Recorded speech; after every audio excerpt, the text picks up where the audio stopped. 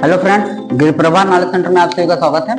जैसा कि मैंने आपसे वादा किया था कि कोई भी सब्जेक्ट पढ़ाने से पहले हम उसका बेस पढ़ाएंगे ताकि आपको पूरी तरीके से वो सब्जेक्ट अच्छे से दिमाग में घुस जाए, ठीक है।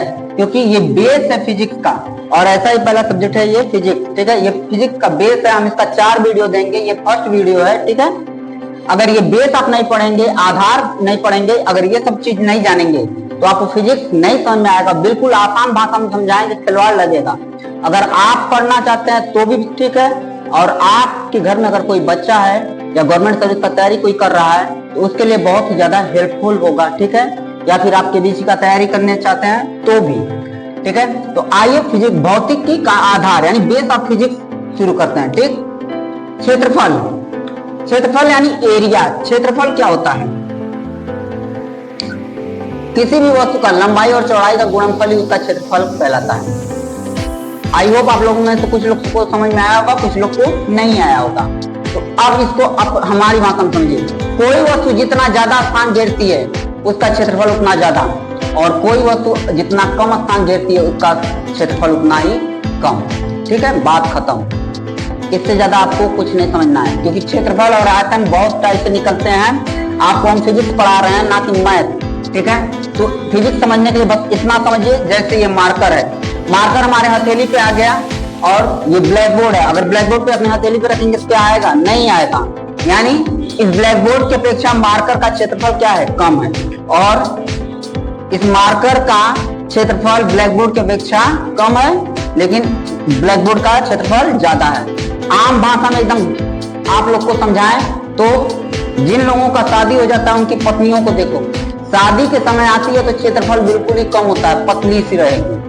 शादी के बाद 4 बार खाना खाएगी, दिन भर में 5 बार दिमाग चाटेगी, उसका क्षेत्रफल क्या हो जाता है? बढ़ जाता है। या फिर प्रेगनेंसी के बाद यानी बच्चे होने के बाद भी औरतों का क्षेत्रफल क्या होता है? बढ़ जाता है। ये स्वाभाविक चीजें हैं, ठीक है। तो क्षेत्रफल आई होप आपको समझ में आ गया होगा।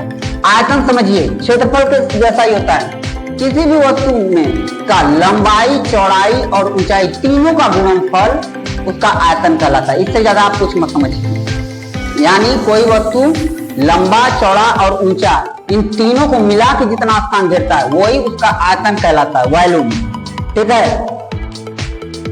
आई होप आपको ये चीज समझ में आ रहा होगा, ठीक है।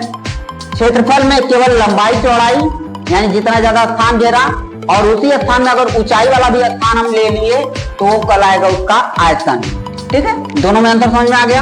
द्रव्यमान यानी माप क्या होता है? किसी वस्तु में उपस्थित पदार्थ की मात्रा ही उसका द्रव्यमान कहलाती है, माप कहलाती है। नहीं समझ में आया? समझिए, मेरे हिसाब से समझा रहे, अपने हिसाब से। हर इंसान को अपना शरीर जीरो लगता है, यानी जीरो मतलब वजन में जीरो लगता है। कोई कितना भी भारी हो उसको अपना शरीर भारी लगता ही नहीं है, ठीक है।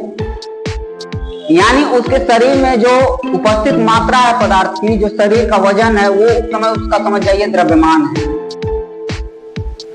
द्रव्यमान फिक्स होता है, ठीक है। अब लेकिन उसी के शरीर पे हम 5 किलो या 10 किलो वजन रख दें, अब क्या होगा? वो नीचे बैठ जाएगा, दबेगा, उसको लगेगा हमारे सर पे कुछ वजन आ रहा है, ठीक है। तो वजन जब आएगा यानी किसी को वो अब जो वजन आता है वही कहलाता है भार। यानी द्रव्यमान क्या है?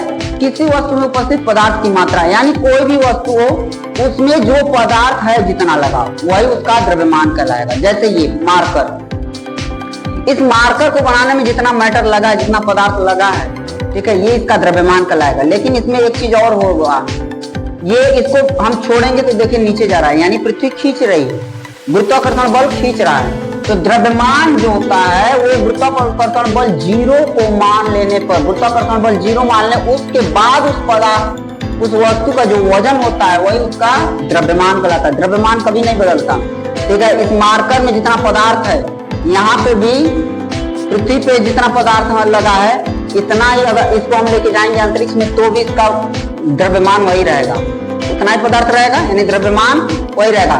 लेकिन यहाँ पे हम छोड़ रहे हैं तो पृथ्वी खींच रही है, लेकिन अंतरिक्ष में ले जाएंगे तो ये उड़ने लगेगी, छोड़ देंगे तो। हर इंसान उड़ता है, क्यों? क्योंकि अंतरिक्ष में गुरुत्वाकर्षण बल यानी पृथ्वी की खींचने की क्षमता 0 हो जाती है, जिसकी वजह से वहां पे हर चीजें भार ही महसूस होती है, यानी उसका कोई वजन ही नहीं समझ में आता है, ठीक है। लेकिन उसमें एक वजन रहता है द्रव्यमान, यानी उस वस्तु का जो वास्तविक भार है, ठीक है। अब भार क्या होता है?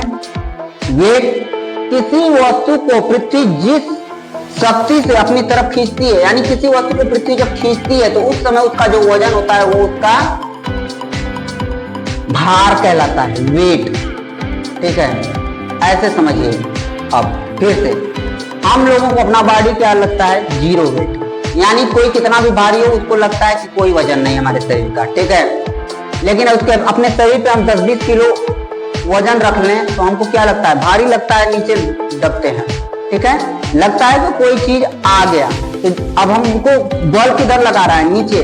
तो जिस तरीके से कोई चीज हमारे ऊपर लग गया, बल, एक भार आ गया और बल अब नीचे लग रहा है, उसी तरीके से पृथ्वी भी हम लोगों को खींचती है, ठीक है।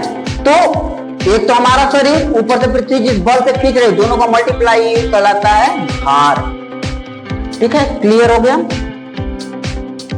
आई होप आपको समझ में आ गया होगा। क्षेत्रफल क्या होता है? जो वस्तु जितना ज्यादा लंबाई जगह घेर रहा है उसका क्षेत्रफल उतना ज्यादा, जो जितना कम स्थान घेर रहा है उसका क्षेत्रफल उतना ही कम। आयतन क्या है?